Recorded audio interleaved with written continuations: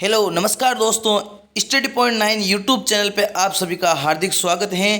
देखिए साथियों, current affairs की क्लास मैं आपके सामने मनोज सैनी आपके लिए सामने लेके हाजिर हूँ। तो आइए जुड़ जाइए हमारे चैनल से स्टडी पॉइंट 9 से और जल्दी से जल्दी सब्सक्राइब कर दीजिए और वीडियो को आखिर तक ज़रूर देखिए। यदि वीडियो पसंद आए तो वीडियो को लाइक कर दीजिए और साथ ही साथ दोस्तों के साथ शेयर कर दीजिए और एक प्यारा सा हमारे मोटिवेशन के लिए एक कमेंट लिख दीजिए। तो देखिए आज की क्लास शुरू करते हैं और इस क्लास के अंदर क्या क्या मिलेगा आपको। तो देखिए करंट अफेयर्स के साथ साथ आपको स्टैटिक जीके के रूप में भी मिलेगा जीके, और साथ ही साथ जो पिछले दिन का रिवीजन है वो भी करवा दिया जाएगा। और साथ ही साथ इनकी पीडीएफ पाने के लिए हमारे जो टेलीग्राम चैनल है daily current affairs study point 9 उसको ज्वाइन कर लीजिए, जिसका लिंक आपको इस वीडियो के डिस्क्रिप्शन के अंदर मिल जाएगा, जिस पे रोजीना इस प्रकार की क्यूज चलती हैं और इन वीडियो की पीडीएफ चलती हैं। ठीक है ना, तो जल्दी से जल्दी जुड़ जाइए।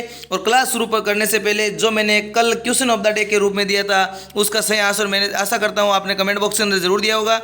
तो देखिए क्या क्वेश्चन दिया था मैंने कि हाल ही में किस राज्य में भारत का सबसे बड़ा नेचुरल आर्क खोजा गया। तो भारत का सबसे बड़ा नेचुरल आर्क कहाँ पे खोजा गया, तो इसका सही आंसर हो जाएगा हमारे को क्या हो जाएगा, ओडिशा। क्या हो जाएगा, ओडिशा इसका सही आंसर हो जाएगा।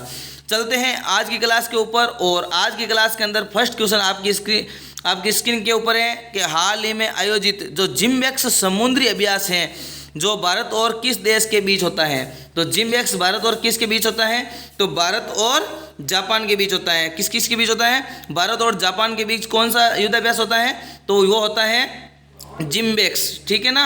अब देखिए अन्य फैक्ट देख लेते हैं, जैसे जापान की राजधानी कौन सी है, तो जापान की राजधानी है टोक्यो। क्या है, टोक्यो इसकी राजधानी है, जो किस द्वीप के ऊपर है, तो वो टोक्यो इसकी राजधानी है वो होन्शु द्वीप पे है। कहाँ पे है, होन्शु द्वीप के अंदर है। ये मैप है, आपको देख सकते हो यहाँ पे, और ये रहा टोक्यो, और टोक्यो किस पे है, होन्शु द्वीप के ऊपर है। ठीक है। अब देखिए अब बात कर लेते हैं, जैसे टोक्यो होन्शु द्वीप पे है। अब वर्तमान में यहाँ के पीएम कौन है, तो वो है फूमियो किशिदो। कौन है, फूमियो किशिदो यहाँ के वर्तमान में पीएम है। और देखो अभी हाल ही में शिंजो आबे जो पूर्व प्रधानमंत्री रह चुके हैं उनकी हत्या कर दी गई है गोली मार के। तो उनको भी भारत के द्वारा जो भारत का दूसरा सर्वोच्च सम्मान है पद्म विभूषण उससे नवाजा गया है। ठीक है। अब देख लेते हैं जैसे जापान के साथ कौन कौन सी एक्सरसाइज होती हैं। तो देखिए वीर गार्जियन होती हैं और ड्रम गार्जियन होती हैं और शिनोमेट्री होती है। ये तीन एक्सरसाइज किसके साथ होती हैं, भारत जापान के बीच होती हैं।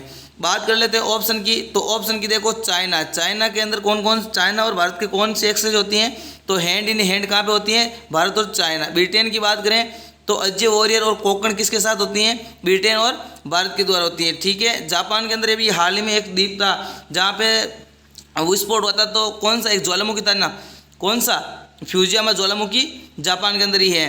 फ्रांस की बात करें तो फ्रांस के जो एलोनो मैक्रोन है यहाँ के राष्ट्रपति। और बात करें यदि युद्ध अभ्यास की तो देखो वरुण है, गरुड़ है और शक्ति है, ये किसके साथ होती हैं, तो ये फ्रांस और भारत के बीच होती हैं।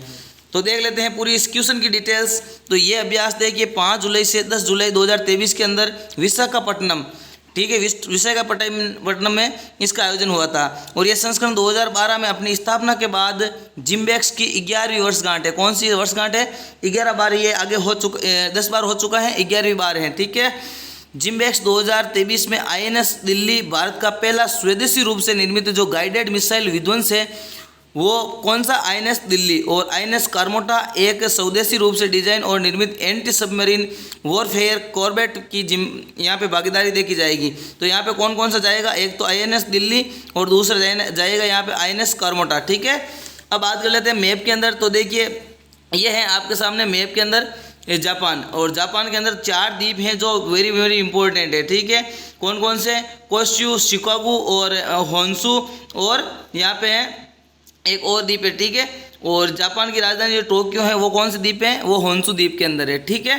चलते हैं नेक्स्ट क्वेश्चन के ऊपर, क्वेश्चन नंबर 2। देखिए साथियों, यदि वीडियो पसंद आया तो वीडियो को लाइक कर दीजिए और वीडियो को आखिर तक जरूर देखिए, दोस्तों के साथ शेयर भी जरूर कर दीजिए, और चैनल पे नए हैं तो चैनल को सब्सक्राइब कर दीजिए। देखिए क्वेश्चन नंबर 2 है, हाल ही में अहमदाबाद में साबरमती रिवर फ्रंट पर अक्सर रिवर क्रूज का शुभारंभ किसके द्वारा किया गया। तो देखिए साथियों, ये जो अक्षय रिवर क्रूज है उसका शुभारंभ किसके द्वारा किया गया है? तो वो किया गया है ऑप्शन नंबर सी, इसका सही आंसर हो जाएगा अमित शाह के द्वारा। किसके द्वारा किया गया? अमित शाह के द्वारा किया गया।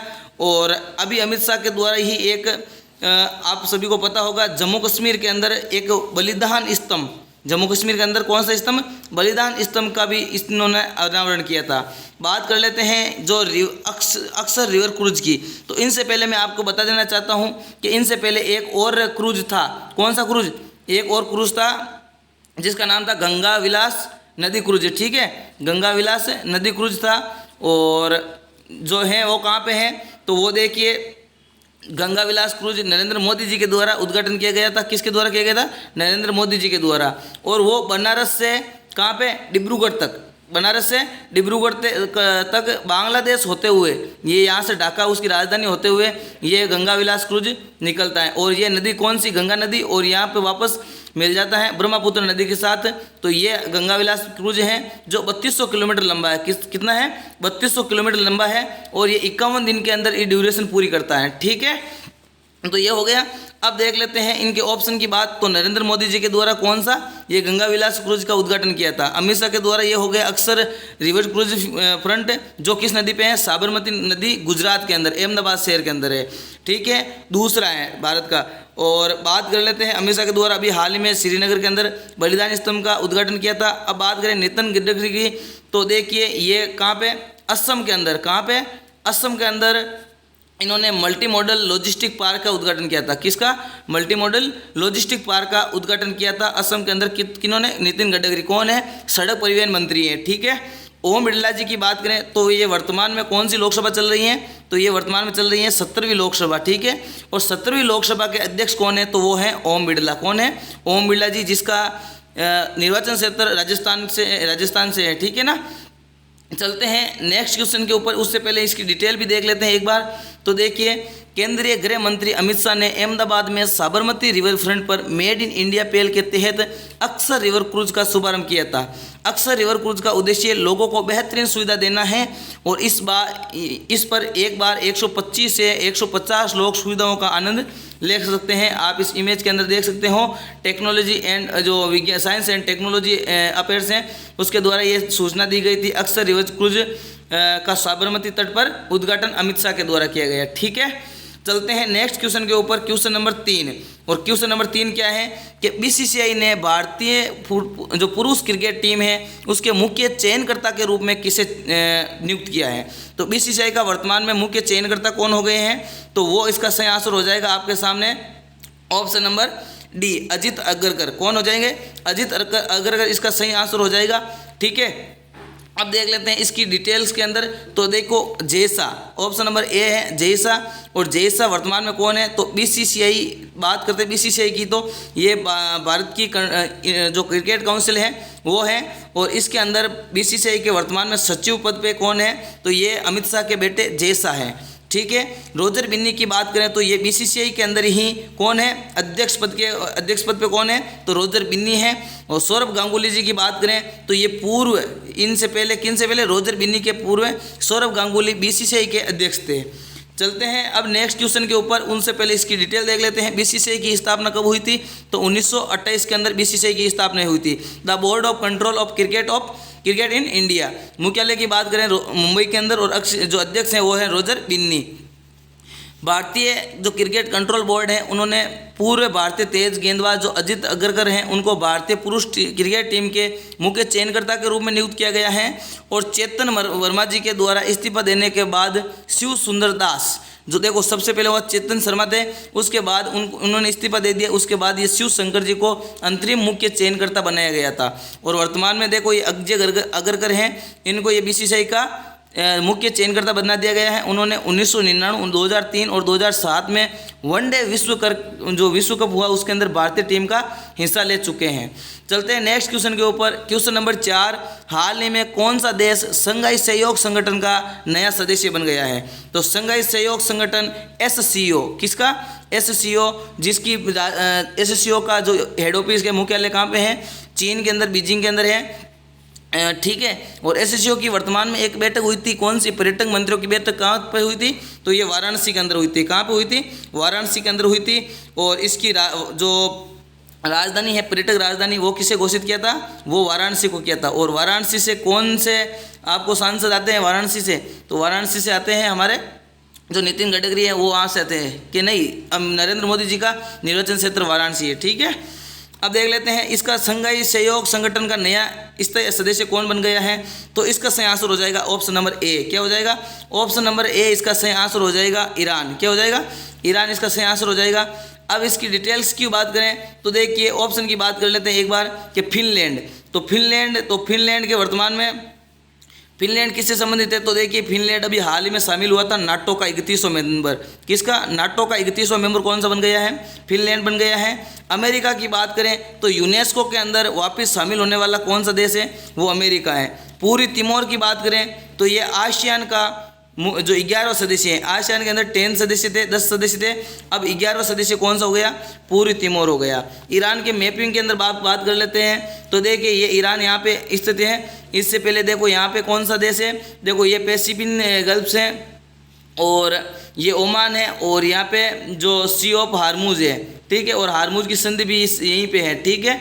ईरान जिसकी राजधानी क्या है? तेहरान है, ठीक है। डिटेल्स की बात कर लेते हैं। ईरान औपचारिक तौर पर संघाई सहयोग संगठन एससीओ का मुख्य सदस्य बन चुका है और प्रधानमंत्री नरेंद्र मोदी जी के द्वारा एससीओ शिखर सम्मेलन की अध्यक्षता करते हुए ईरान को शुभकामना भी दी, ठीक है। इससे पहले एससीओ के कितने सदस्य थे? 8 सदस्य शामिल थे। उसके बाद चीन, रूस, भारत, पाकिस्तान और 4 मध्य एशियाई देश कजाकिस्तान, किर्गिस्तान, ताजिकिस्तान और उज्बेकिस्तान शामिल थे। उनके बाद वर्ष 2017 के अंदर भारत सदस्य बना और 2001 के अंदर इस गठन के अंदर 6 सदस्यों के द्वारा यह शुरुआत की गई।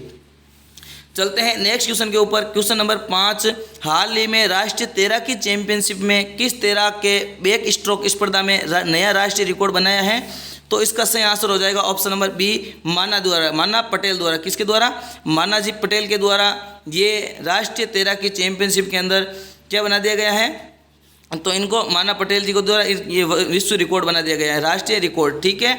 बात कर लेते हैं ऑप्शन की। तो देखिए मजीर मल्लिका अर्जुन है, वो भी हाल ही में 2 दिन पहले ही मैंने बताया था आपको कि टाइपिंग के अंदर विश्व गिनीज वर्ल्ड रिकॉर्ड किनके नाम हो गया?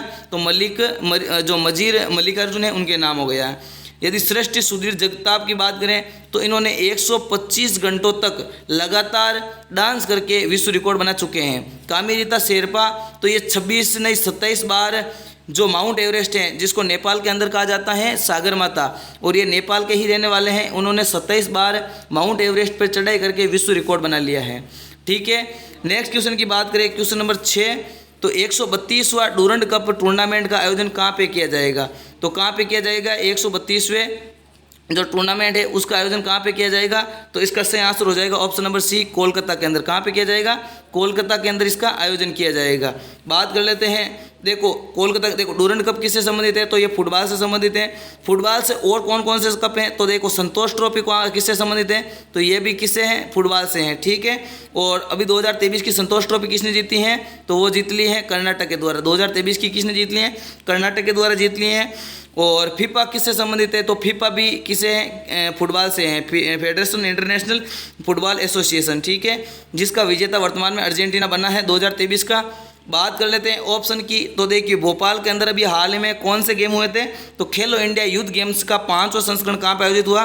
भोपाल के अंदर। बात करें लखनऊ की, तो खेलो इंडिया यूनिवर्सिटी गेम्स का 3रा संस्करण कहाँ पे हुआ था? लखनऊ के अंदर। गोवा की बात करें तो वहाँ पे नेशनल गेम्स होने हैं, ठीक है, राष्ट्रीय गेम्स।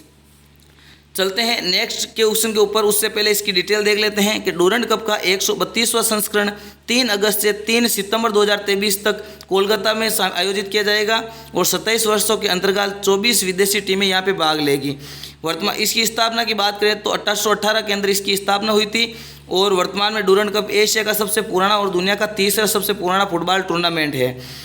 देखिए अखिल भारतीय फुटबॉल महासंघ जो AIFF द्वारा ये आयोजित किया जाता है और इसका वर्तमान में इसके संस्थापक थे सर हेनरी मोर्डे डूरेंड, इनके नाम पे ये डूरेंड कप पड़ा था, ठीक है।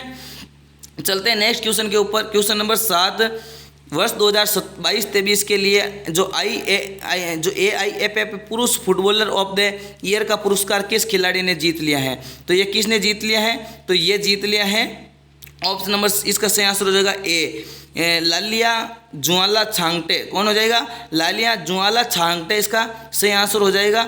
देखिए ऑप्शन की बात कर लेते हैं एक बार, तो सुनील छेत्री किससे खेल से संबंधित हैं? तो ये फुटबॉल से संबंधित है। जो भारत के रहने वाले नीरज चोपड़ा किससे संबंधित हैं? भाला फेंक से संबंधित हैं। और शुभमन गिल किससे संबंधित है? तो ये क्रिकेट से संबंधित है। इंपॉर्टेंट पॉइंट्स की बात कर लेते हैं, तो अन्य पुरस्कार विजेता देखिए, जो AIFF है उसके महिला फुटबॉलर ऑफ द ईयर किसे दिया है?